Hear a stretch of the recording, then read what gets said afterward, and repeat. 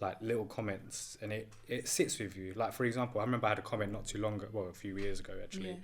I was DJing once, and the bride and groom didn't have their playlist ready, they didn't have their songs ready, and we was underground in the venue.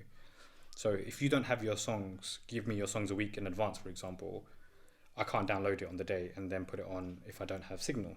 Yeah. I'm on the ground, I've got no signal. Yeah. Someone decided, so basically they had a party and whatnot, and then a blogger was there, and she kind of posted everything from there. I didn't even ask her. I didn't even know she was a blogger, because me being me, I don't know what you lot do, So she posted it, and then I just see comments online like, oh yeah, he was terrible. He done this, he done that. He didn't have the songs ready. What DJ doesn't bring aux cable? Well, that's my job. I don't need to bring aux cable. I'm meant to play the music for you. Yeah. But it's that level of ignorance, Yeah. like that they didn't take into account what happened before. Yeah. And that was like on my mind for months, because I was thinking, this is not only affecting my livelihood, it's Yeah. affecting how much money goes into my pocket, Yeah. and also potential money that's going to go into my pocket as well. Yeah. So it's like, morally, I was thinking, what's going on here? Like, and how do I stop this? And you can't stop every single situation. Yeah. Same with, I'm presuming with what you've been through and whatnot. You can't stop people saying anything online, and it's affecting everybody. Yeah. Whatever I'm age very it is. mindful about what I post on TikTok now. I don't even need it. It's not a place where it's my working space. It's not my working space. It was just a bit of entertainment. I think I joined it more so to look after my daughters online. Yeah. But now that they've kind of come off or taken a break, I'm just like, I don't even need to be here. What's your working space then? Instagram? My working space is Instagram and Snapchat. Snapchat is more family. Instagram is also family, but it's also a place where professional brands will work with me. So I have to be very mindful about how I'm composed online. Are you more composed now than previously then? Yeah, right now. No more swearing online. This is like, come on, man. I'm at your house. We're Exactly. just chilling. We're talking. So like, do you say that kind of, whatever mentally you was going through, because evidently there was situations with yourself. Yeah. How much did that cloud your work, like with brands or with whatever you was doing? Like, you know what? There were days that I would wake up and I would wish for the ground beneath me to open and swallow me up. I didn't want to be here. If I could have it my way, I would have just thrown myself in front of a car and just gone. I literally just didn't want to be there at that moment. And those are the moments that I haven't shared with anyone. I wanted to hide away. I used to go and sit in my mom's house and just put the blanket on top of me. And she was so helpless. And I just remember I just didn't want to even be a burden on anyone. And it was just such a hard moment. But mental health is real. Unless you've been through it, you won't understand. Yeah, that's exactly what it is. Yeah. Because I feel like a lot of people don't really understand you as an individual, like what you've been through, what you're probably still going through to this day. Yeah, it's true. And I try not to think about the past, because we've evolved so much as people, as humans, and I personally like to take all of my negatives and turn it into a positive. Otherwise, you never truly get over that dark moment. And we're here to better ourselves as well with, not just religion, but just generally in life. And the only way to better yourself is to take everything that you can from your negatives and turn it into a positive. That's the only way that I think you can, be a better person in life.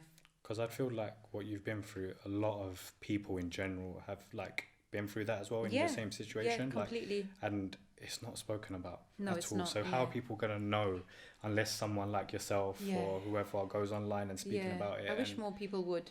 And I think they will. I think they will. I think because of that. I wish they talk about it and then turn it into a positive. Yeah. What I don't want to see online, which I'm seeing a lot online, is talking about that sad story. I went through this, and I want to hear a story. I want to hear a story that you went through this and you became this, and there are so many men out there that have turned their lives around.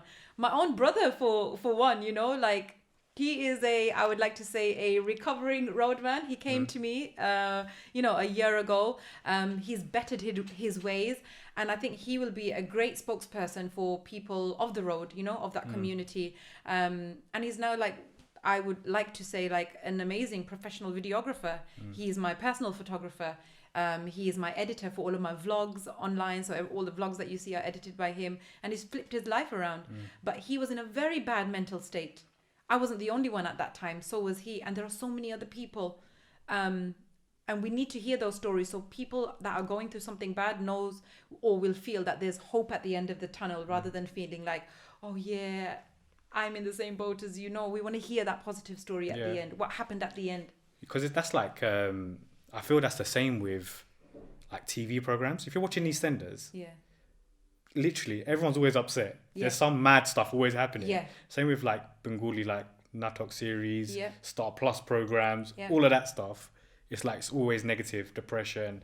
Someone's cheating on someone. Something's mad's happening, regardless, whatever it is. Something mad's happening. So what would you like? What kept you going? I don't watch TV. I only go out and watch movies with my friends. I was a believer at heart. I just couldn't bring myself to pray. And I think it's so important to talk about that, because people always say that, oh, why don't you pray and your problems will get solved. Sometimes when you're in a very, very dark mental state, you can't bring yourself to pray. You can't even make yourself do ablution, wudu. But then there comes a phase in life where you do start connecting back with the deen. And I would say now I think I'm at my strongest, but at that time, I think what kept me busy was generally the work. So you would have said all of this place that you was in, even though that it was a dark place at the time, keeping going and keeping active was still your source of getting away from all of it and making it happen. And just dancing in my own space as well, releasing that energy. You know, I couldn't afford to go to gym at that time, and I was literally just dancing away. Because I don't know this, but you know, during the time of like, let's say your lowest, where you were saying, what you just said, you were still releasing content during that time. You were still working regularly. Like, and if you go back to that era, because I never delete my videos, my content, so you guys can go and see. You guys can see so many spots on my face, you know, so many little breakouts. And that was from the stress.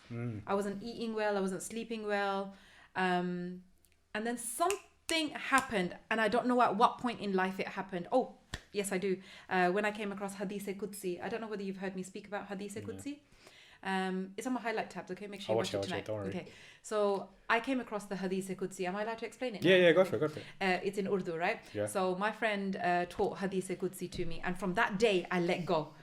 And that's what changed me. And look, even when I'm talking about it, it's such a passion. Hadith-e-Qudsi, right, in Urdu, Allah says, एक तेरी चाहत है, एक मेरी चाहत है, होगा वो ही जो मेरी चाहत है. अगर तूने सुपर्द कर दिया अपने आप को उसमें जो मेरी चाहत है, तो मैं तुझे वो भी दूंगा जो तेरी चाहत है. अगर तूने मुखालफत की उसमें जो मेरी चाहत है, तो मैं तुझे थका दूंगा उसमें जो तेरी चाहत है. फिर होगा वो ही जो मेरी चाहत है. So Allah says that there's something that you want in your timing, but there's something that I've already timed for you. But if you trust the process and wait for what I've written for you, I will also give you what your heart desires. If you try and fight what I have written for you, you will get so tired chasing it in the dunya that you still won't find it. And in the end, only that will happen which I have written for you. So ultimately, only that will happen what God has written for us. Yeah. So when I heard that, I was like, wow, this is the story. And there was another story attached to it about my friend's mom passing away and how they found that hadith. So anyway, after I heard that hadith, I literally left everything in the hands of Allah. There was no more fighting online with the ex-husband. There was no more swearing. I was like, bonnet, I'm done, you know? And I was like, I've left it now in the hands of Allah. And I started praying again. Literally that's all it took. Started praying again, started living my life. Now, living my life means I went to buy a cup of tea for the first time. I went and started eating good food for the first time. I went and started smiling with my friends properly, going and dining out, switching my phones off. And that's when life sorted itself out. And everything came back to me. I lost the court battle because what had been planned against me had been planned for so many months ahead that I had no chance of winning. I lost the court battle, lost everything. And it all came back to me so rapidly in terms of, and I'm talking work, finance, kids, family, everything just sorted itself out. And that's why I've become this, I would like to say, some kind of voice or pillar that I can bounce that energy back and say, things do get better. Better times do come. I have probably been in every situation that someone out there hurting has been through, that, you know, wants to kill herself, doesn't want to be here anymore, feels like nothing's ever going to get better again, feels like, you know, I want to get married again, but who's going to marry me again? You will come to a point where marriage is not the only thing for you. Be open, be broad-minded, be like, okay, you know, if it comes along, it comes along. I'm not really desperate or here for it. But you'll be so strong mentally that you will feel like, as a single mom or dad or a single man or woman, you'll feel like, you know what? I ain't waiting for anyone to come and take me under his wing. I'm going to sit here and I'm going to build up a line of 10, and then I'm going to take my pick at the end. That's the person you're going to become at the end, I hope, inshallah. Inshallah. But it's like, it's mad you said that, because I was thinking like, so I asked you like, obviously, what kept you going at the time? So what was you chasing then at that time? What is it that you was looking for that was straying you away from the person that you wanted to be, essentially, that you didn't know existed? At that time? At that time. I was looking for my children. You know, for any mother, her children are her strength, her power, and her reason for breathing, living, working. And I was genuinely just looking for that. Even till today, my one true love are my children. Any mother, any parent will say it straight. It's her children. I work tirelessly for my children so that I can give them a life that we never had, like going back to having money after school to buy sweets or something. Today, I make sure that my children have money so they don't feel embarrassed around their friends. Yeah. So they have something to, like, even if they're hungry, go and get some chicken and chips after school or something like that. I never had that. That's a luxury. Yeah, of course. And for everything that I've been through, I tell my children, wardrobes, having lived in a women's refuge, wardrobes for me are a luxury. My clothes were in black bin bags. And I teach them that so that they remember that those are the luxuries that they're looking for. Spending time with one another, that's a luxury.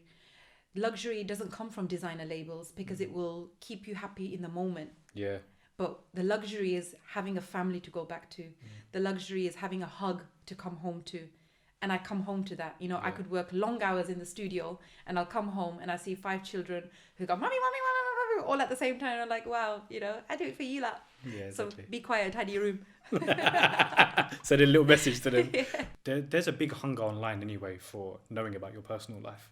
Yeah. That goes without saying, doesn't it? It's like everyone wants to get down to nitty gritty and they feel like they understand you. Whereas I've told you before, I don't think people know you at all. I don't know you personally too tough like that for years and years. But for that little snippet that I do know you of, like, it's fully not what people think of you in general. And it's like, and I'm going to ask these questions as more of on a personal basis as well, not just for the viewers, but after everything that happened and you now getting your life back on track, like, what was it that got you back there to say, cool, look, you know what, got my kids back now, they're living with me, I'm feeding them after school. Who and what made that happen to get you, and what happened after that? When I went through my hardships and the children weren't around me, it was either depression or it was either do something with yourself. So I did something with myself. I actually rented a little room and I was in Birmingham then. And that's where the idea started for creative space. I got a little space where I could set my cameras up, lighting, so I never had to worry about anything.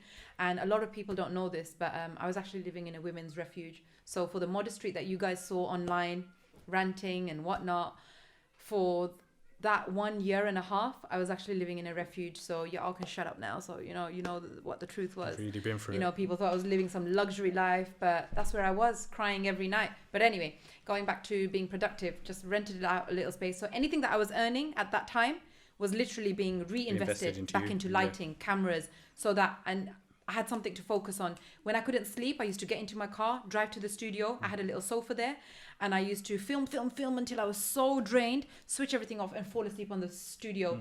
We're not allowed to sleep by contractual law of the buildings and stuff. We're not allowed to sleep in our buildings. But because the landlord was so good with me and he knew what I was going through, he just used to let me sleep there. And again, I used to wake up, go to my mom's, literally have some breakfast, wash my face, come back to the studio. And it was literally, I had something to keep me busy. And I made all these videos just so I had something to do constantly. And then that mindset just started changing. So then I went into a bigger studio space. Then I moved to London. And then I thought, now I want to do something in terms of giving other people a chance. And it will only happen if I have a big studio. So then we found this place by luck, and it works for me, So you say this is a creative hub, like kind of thing? Definitely, yeah. And it's always open to people of the community, especially if I built a relationship with them. I'd love for them to like come in and just use the space. It's always there. I'm not always here. So it's nice to see other people using it as well. I was, like I said, I was in a very bad state of depression, mental state, whatever you want to label it, anxiety. even from the hate comments, you know, and now I understand why celebrities don't look at tabloid papers or read comments, because it affects your anxiety, it affects your mental state. I don't even do that anymore. I literally post and I just keep an eye, or I have someone to keep an eye on my comment section, and I don't even look at what others are posting about me. Like, let them post. I don't want to see it, I don't want to hear it, that's it. If there's any positives, I want to hear that. But in terms of like how I got to where I am, firstly, obviously Hadith Qudsi came into my life. And then after that, a lot of people know online that there is a Bengali family out there that took me in, but not under their wing. They just treated me like their daughter, and they treated me like their sister, and they gave me that love and that support that I needed. And I think that is, you know how you just mentioned earlier, what were you looking for? I think that's what it is, some kind of love from somewhere. There was just so much hate online, and I was so alone. My mom couldn't fully understand because she's Hindu. I was looking for a Muslim connect. I'm a Reaver. I pray. I wasn't finding that solace in my mum's house because obviously, you know, she prays a different way. Where was I to find that peace? And then for so many people that know, Nix from the Flower Wall House, he came into my life. He literally messaged me one day, and I opened the message because he was like, hey, you know, we'd love to give you a flower wall. And I thought, you know what, I'm starting a new life, a new studio. Maybe you could do with a new flower wall setup. That would be great for you. So I opened the message, and he wasn't expecting me to open the message. I opened the message, and then we just got talking. We got talking, and then I went into depression again. And I didn't answer his messages for a long time. He sent me all these pictures of all these flower walls. He was like, look, you know, what picture would you like? What picture, which flower wall would you like? And I just didn't get back to him. And then it got to a point from DMs, he'd found my number and he called me, and he was like, listen, we haven't heard from you. We're ready to give you a wall. Which wall would you like? And I broke down.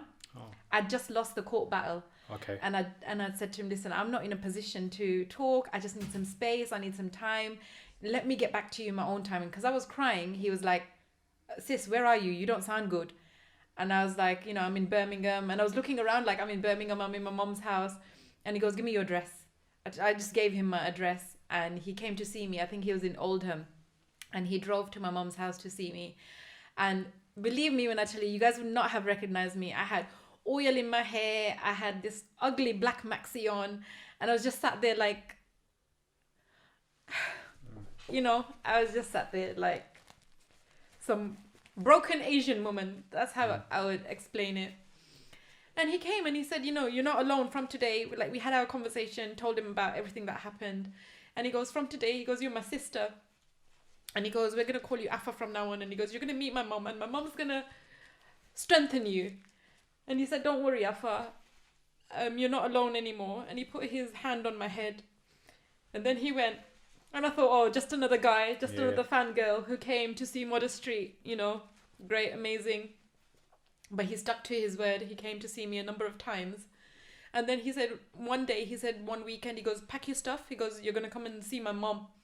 And I thought it would be nice because I used to have a great relationship with my Bengali elders until like things just got really messy. So I thought it would have been nice to see her. And I thought, okay, you know, I'll go and I'll meet them. And I remember when he took me there that night, obviously living in the Bengali culture for like, 10 plus years, I hadn't eaten Bengali food for so long. And she had prepared so much food for me from, you know, dal, mas, meat. And I just remember eating it like, you know, like a fagullah like, yeah, it was like that, like zibuna khais, you know, like that. I just felt like I'd eaten mom's food after so long. And then I just spoke to her, and you know, she taught me a tasbih, which I always share with my followers, which is Ya Salamu. Ya Salamu means peace and shanti, shanti, shanti, shanti, peace, peace, peace. And she said, keep reciting that constantly. Every time you feel depression, every time you feel anxiety, keep on reciting that. And you watch, God will bring you so much peace.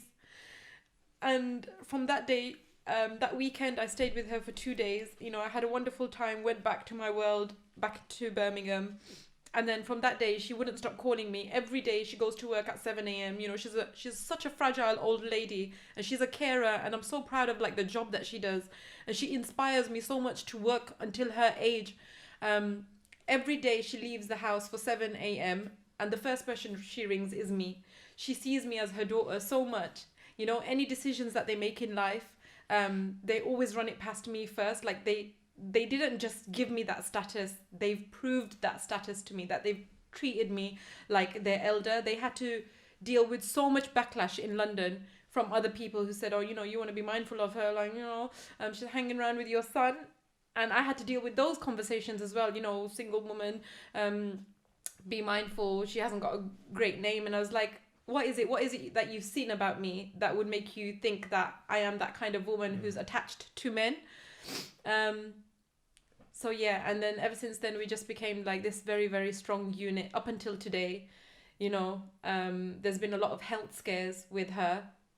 I call her Khala online, so you guys will know her as Khala online, but offline, she's actually mom. I call her Amma, you know, and she's been a pillar of strength for me up until today. And if anything happens, you know, we always cook food and we always share it every day, even though we live quite far now.